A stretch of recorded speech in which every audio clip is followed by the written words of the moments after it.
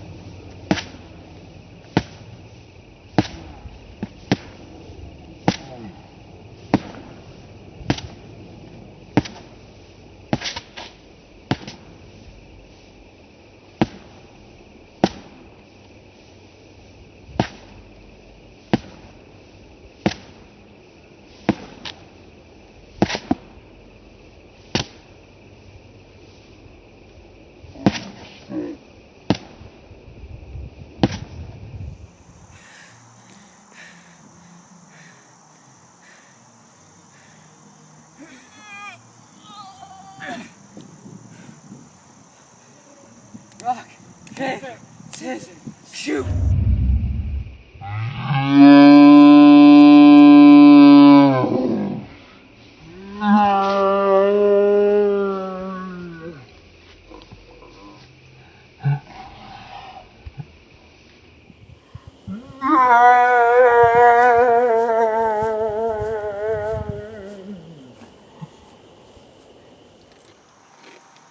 Oh my lord, this is entertaining.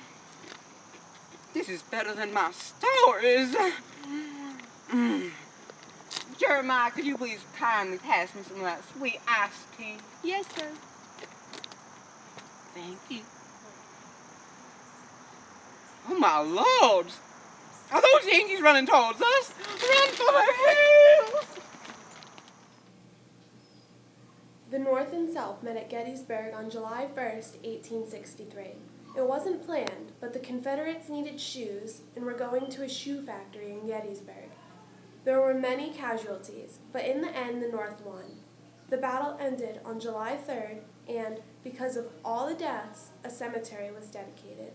At the dedication, Edward Everett spoke for 2 hours, while President Abraham Lincoln spoke for only 2 minutes. Standing beneath this serene sky, overlooking these broad fields now reposing from the labors of this waning war, the almighty Alleghanies dimly towering between us, the graves of our brethren beneath our feet, it is with hesitation that I raise my poor voice to break the eloquent silence of God and nature.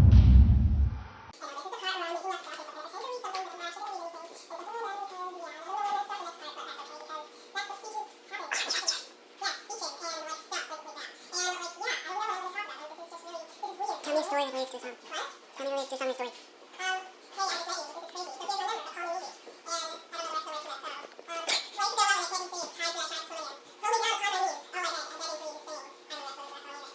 When you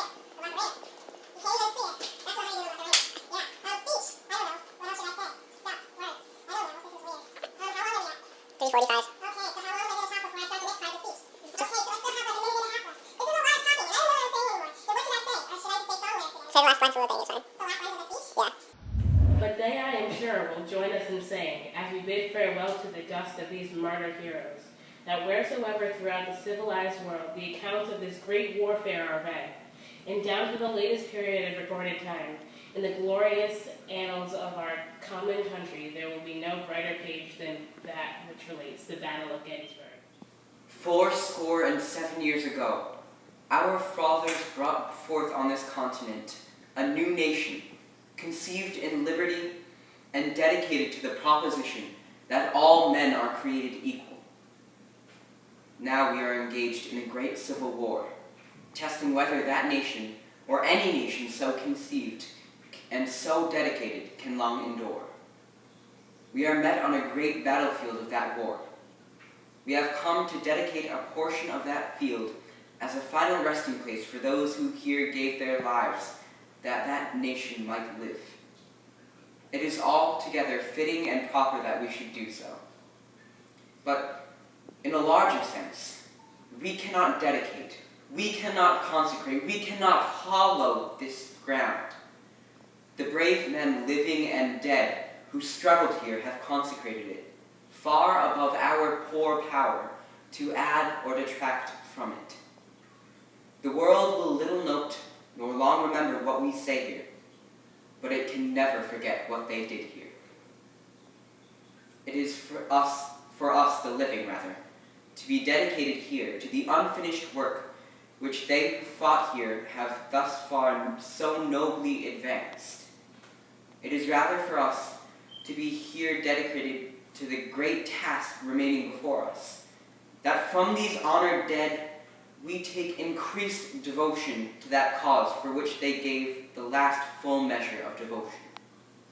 That we here highly resolve in that these dead shall not have died in vain, that this nation under God shall have a new birth of freedom, and that government of the people, by the people, for the people, shall not perish from this earth.